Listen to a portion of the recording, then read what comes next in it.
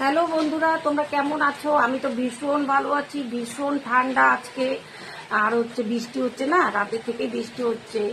তা বরকে বললাম যে একটু বাজারে যাব, বলছে সময় নেই। তা সময় নেই, বাজারে যাবে না, এটা কি করে হবে বলো তো? এমনি বৃষ্টির দিন কোথা থেকে খাসির মাংস এনে দেবে, পাঁঠার মাংস এনে দেবে বা দেশি মুরগি এনে দেবে, ওসব না এনে বলছে বাজারে যেতে পারবো না, সময় নেই। সময় নেই, ঠিক আছে, সেটা মেনে নিলাম, পয়সা তো আছে। আমি বললাম সময় নেই, ঠিক আছে, পয়সাটা তুমি দিয়ে যাও। তা পয়সাটা দিয়ে গেছে, বিছনার তলে দেখলাম 250 টাকা রেখে গেছে। যাই হোক, সেটা দেখেই খুশি। পয়সা তো খরচা করতেই হবে যেভাবেই হোক। তা দেখলাম যে তাহলে কি করি। আমিও দেখছি সকাল থেকে, ধরো ছেলেও খেয়ে বেরিয়ে গেল, বড় খেয়ে বেরিয়ে গেল। তা সকালে আলুর দম করেছিলাম আর ঢেঁড়স আলু ভাজা করেছিলাম। তা বাড়ির থেকে শুনছি না কোনো মাছালার আওয়াজ। পরে দেখলাম একজন মাছালা যাচ্ছে। পরে ভাত খেতে বসেছি, দেখি মাছালার আওয়াজ পাওয়া যাচ্ছে। বললাম দাদা দাঁড়ান, একটু মাছ নেব। তা দেখলাম বৃষ্টিতে সত্যি ভিজে গেছে। ওনার কাছে বেশি একটা মাছ ছিল না, পাবদা মাছ ছিল, ইলিশ মাছ ছিল আর বাটা মাছ ছিল।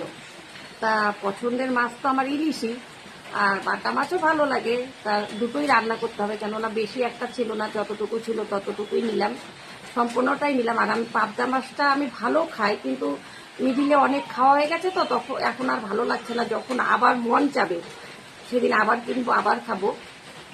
তা দেখাই না তোমাদের, দেখাতে হবে না? দেখাই, সত্যি কথাই। এই দেখো, এই দুটো ইলিশ মাছ রেখেছি আর এই বাটা মাছগুলো রেখেছি।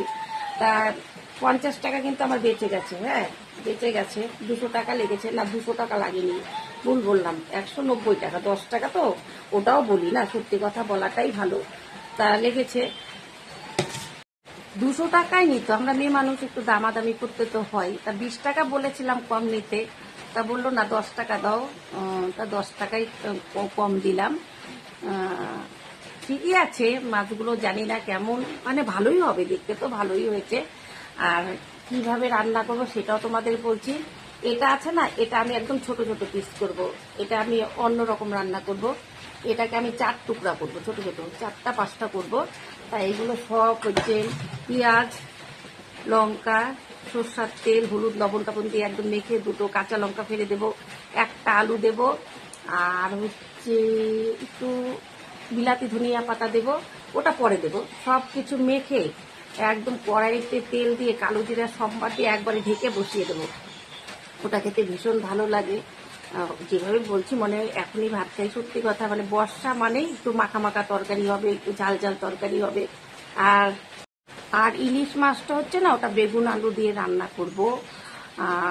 তাহলে এখন রান্না করতে যাই, অনেকটাই তো সময় লেগে যাবে না? 2 রকম মাছ কাটবো, মশলা করবো, রান্না করতে হবে। তোমরা আসবে না? আসবে, কিন্তু তোমরা না এলে কি একা একা খাওয়া যায়? সত্যি সবাই মিলে বসে খেতে ভালোই লাগে। তাই এখন আর সবাই মিলে খাওয়া হয় না। আমি আর মেয়েই বেশি খাই, আর ওরা সবাই টাইম, কোনো টাইমের ঠিক নেই। ছেলে বরের, ওদের টাইমের কোনো ঠিক নেই। কেউ 3:30, কেউ 4টা, কেউ আবার 2টো, মানে যে যখন আসে। কিন্তু আমি আর মেয়ে সবসময় একসাথেই খাই। যাই হোক, তোমাদের সাথে কথা বলে তো ভীষণ ভালো লাগে, সত্যিই ভালো লাগে। যখন তখন বসে পড়ি, মনই চেলো যে একটু কথা বলি। সত্যি কথাই বলছি যে আজকে বাজারে যেতে পারিনি, সেটা নিয়ে একটা ভিডিও করে ফেললাম। তোমাদের সাথে কথা বলতে তো সত্যিই ভালো লাগে। তোমরা আসবে কিন্তু, মন থেকে বলছি। বাই, আবার দেখা হচ্ছে। Like comment share. ও মা, আসল কথাই তো তোমাদের বললাম না। ভালোই হয়েছে বর বাজারে যায়নি, 60টা টাকা আমার হয়ে গেল। দেখেছো, ঘরে বসেই পেয়ে গেলাম। ওটা কি আর বরকে রিটার্ন দেবো বলো?